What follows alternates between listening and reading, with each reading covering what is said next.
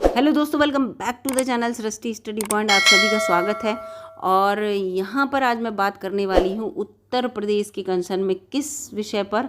जी हाँ, जो बच्चे टीचर बनना चाहते हैं उनके लिए खुशखबरी है। क्या खुशखबरी है कि जो नया आयोग बन रहा था वो बनकर तैयार हो चुका है। और आप सभी को पता है कि प्राइमरी से लेकर हायर तक की वैकेंसी इसी आयोग के ना बनने के कारण उनका नोटिफिकेशन नहीं आ पा रहा था।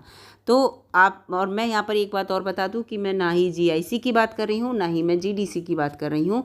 गवर्नमेंट इंटर कॉलेज और गवर्नमेंट डिग्री कॉलेज, इनमें जो वैकेंसी आती हैं वे यूपी पीएससी के थ्रू आती हैं, वो इस आयोग के थ्रू नहीं आएंगी। ये मैं पहले ही बता चुकी हूँ। ये आयोग जो बन रहा है वो जो अशासकीय मान्यता प्राप्त जो विद्यालय होते हैं, इंटर कॉलेज हुए चाहे वो डिग्री कॉलेज हुए, इसके साथ साथ प्राइमरी में जो भर्तियाँ होंगी वो भी अभी ये आयोग करेगा।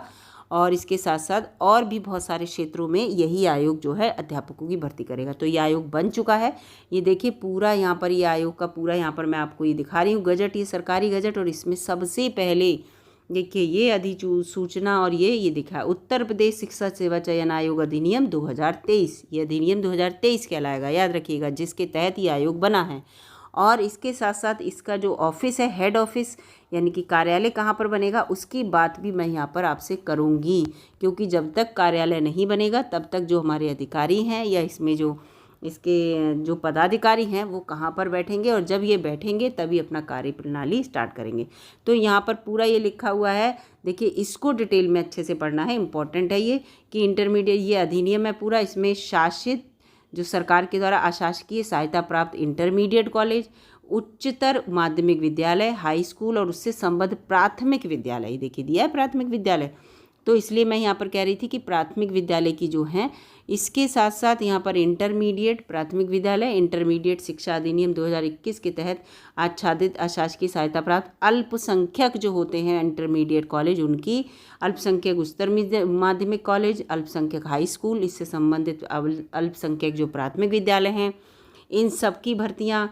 इसके साथ साथ और भी जो भी अशासकीय सहायता प्राप्त जूनियर हाई स्कूल जो होंगे उनकी भर्तियाँ, अल्पसंख्यक जूनियर हाई स्कूल होंगे उनकी भी भर्तियाँ, जो ये जो 6 to 8 होते हैं, अटल आवासीय विद्यालय जितने भी हैं, संबद्ध प्राइमरी स्कूल जो हैं अल्पसंख्यकों के उनसे रिलेटेड। इसके साथ साथ यहाँ पर पूरा देखिए ये उत्तर प्रदेश सरकारी औद्योगिक प्रशिक्षण संस्थान जो ITI वगैरह होती हैं, जिसमें अनुदेशक और फॉरमैन वगैरह लगते हैं, उनकी राजकीय औद्योगिक प्रशिक्षण संस्थान में अनुदेशकों का चयन, और उत्तर प्रदेश अध्यापक पात्रता परीक्षा UPTET, देखिए इसमें ये भी लिखा है UPTET, इस सब का आयोजन जो है इसी आयोग से किया जाएगा, उत्तर प्रदेश शिक्षा सेवा चयन आयोग से। पूरा इसमें लिखा हुआ है। जो जो पेज इंपॉर्टेंट है मैं यहाँ पर वही पेज लेके आई हूँ दोस्तों, क्योंकि ये 19 पेज का पूरा गजट है। तो 19 पेज यहाँ पर पढ़ेंगे तो बहुत देर हो जाएगी। अब हम दूसरा पेज इसमें देखते हैं कौन सा है।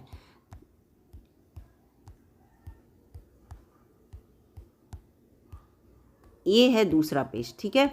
तो ये यहाँ पर ये नंबर 2 पेज लिखा हुआ है। तो इसमें जो भी है देखिए ये पूरा यहाँ पर लिखा है कि नियुक्ति पदाधिकारी का तात्पर्य यथास्थिति सुसंगत अधिनियम सेवा और नियमावली के अनुसार नियुक्ति करने हेतु सशक्त प्राधिकारी होगा। ये सारे प्राधिकारी के बारे में लिखा है, अध्यक्ष कौन होगा ये सब लिखा हुआ है। और फिर यहाँ पर ये देखिए लिखा है कि कोई संबद्ध या संयुक्त अशासकीय सहायता प्राप्त महाविद्यालय, अल्पसंख्यक महाविद्यालय, सारा यहाँ पर लिखा हुआ है। यहाँ पर इन सब की भर्तियाँ और जो मैंने अभी पीछे बताया जो एक शॉर्ट नोट में दे रखा है वो सब यहाँ पर ये डिटेल में दे रखा है, ठीक है।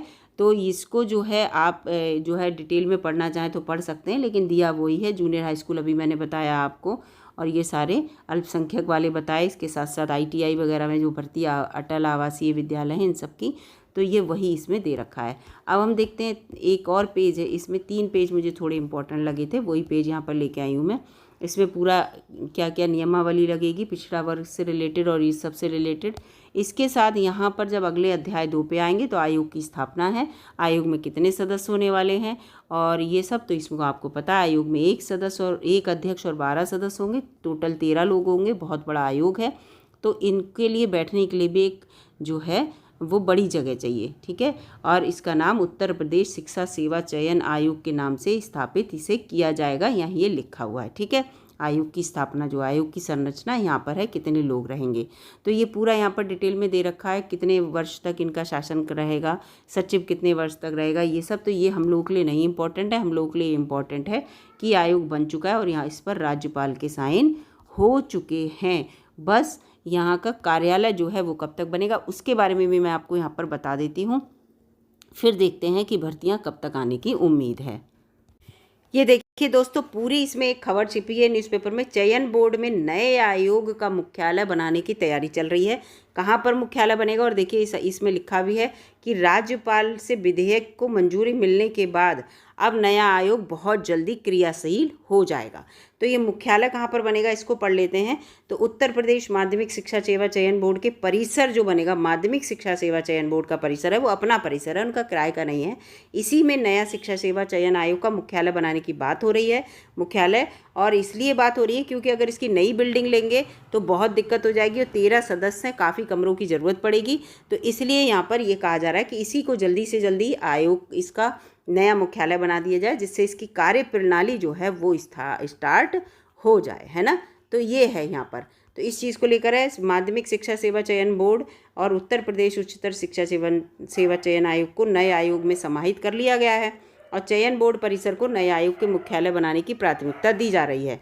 चयन बोर्ड का कार्यालय एलनगंज में और उच्चतर शिक्षा सेवा चयन बोर्ड का कार्यालय आयोग का अशोकनगर में। ये किराए का है, जबकि इंटर वाला जो है वो अपने खुद का है। उच्चतर शिक्षा सेवा चयन आयोग का किराए का एक भवन है जहां आयोग के अध्यक्ष और 6 सदस्य और सचिव रहते हैं, जबकि अन्य कर्मचारियों के बैठने के लिए भूतल पर, और ये पूरा लिखा हुआ है कहाँ कहाँ स्थिति है। लेकिन चयन बोर्ड परिसर के बेसमेंट में पार्किंग और ये सब लिखा है, ये हम लोगों के लिए इतना इम्पोर्टेंट नहीं है। फिलहाल ये है कि इसमें चयन बोर्ड में ये पूरा ही लिखा है, नए आयोग में 1 अध्यक्ष और 12 सदस्य होंगे, आपको पहले बता चुकी हूँ। और इसमें जो है ये कहा जा रहा है जो माध्यमिक शिक्षा बोर्ड का ऑफिस है उसी में बना लिया जाए, क्योंकि ये सबको पता है कि जो भर्तियां हैं असिस्टेंट प्रोफेसर का, उनका फॉर्म भरा हुआ है 1017 का, एडवर्टाइज नंबर 51।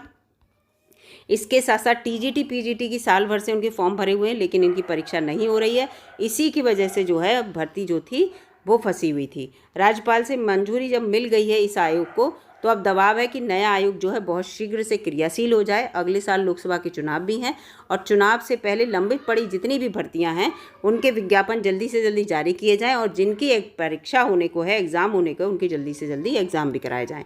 अगर नए आयोग के मुख्यालय के लिए प्रयागराज में कोई जगह नहीं तलाशी जाती है तो भवन निर्माण में ही बहुत सारे महीने लग जाएंगे अगर कोई जगह नहीं मिल पाएगी। इसीलिए कहा जा रहा है कि जो चयन बोर्ड का परिसर है, माध्यमिक शिक्षा चयन बोर्ड का, उसी में ही नए आयोग को जो है स्थापित कर लिया जाए, जिससे कि इसकी कार्य जो प्रणाली है वो जल्दी से स्टार्ट हो जाए और जो भर्तियां होनी है वो जल्दी से जल्दी हो जाएं।